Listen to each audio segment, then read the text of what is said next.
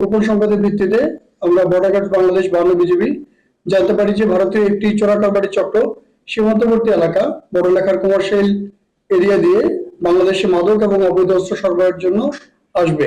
প্রাপ্ত তথ্যের ভিত্তিতে বিয়ানীবাজার ব্যাটালিয়নের একটি বিশিষ্ট দল রাত আনুমানিক 10টায় কমার্শিয়াল এলাকায় কৌশলগত অবস্থান নিয়ে বিশেষ অভিযান পরিচালনার জন্য প্রস্তুতি গ্রহণ করে এবং আনুমানিক রাত 10টা 45 মিনিটে চোরা কারবারি যখন আসে ওই এলাকায় বর্ডার গার্ড বাংলাদেশে 52 বিজিবি তাদের চ্যালেঞ্জ করেন এবং এই সময় চোরা কারবারিরা বিজিবি সদস্যদের আক্রমণ করে। বিজিবি সদস্যরা আত্মরক্ষার্থে তাদের উপর গুলি চালায়।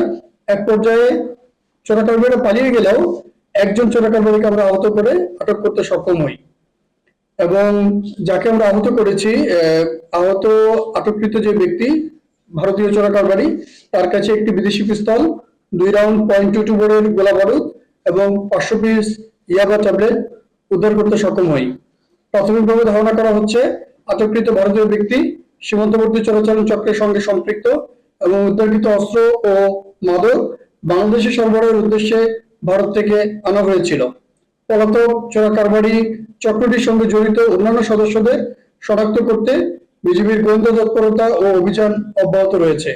সীমান্তে মাদক, অস্ত্র ও অন্যান্য অবৈধ চোরাচালান প্রতিরোধে বিজিবি বর্ডার গার্ড বাংলাদেশ সর্বোচ্চ সতর্কতা ও দৃঢ়তার সঙ্গে দায়িত্ব পালন করছে।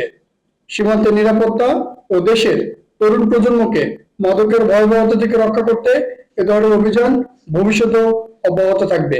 আমাদের উদ্ধারকৃত আলামতগুলোর মধ্যে রয়েছে একটি বিদেশি পিস্তল, .22 বোরের 2 রাউন্ড গোলা বারুদ এবং 500 পিস ইয়াবা ট্যাবলেট।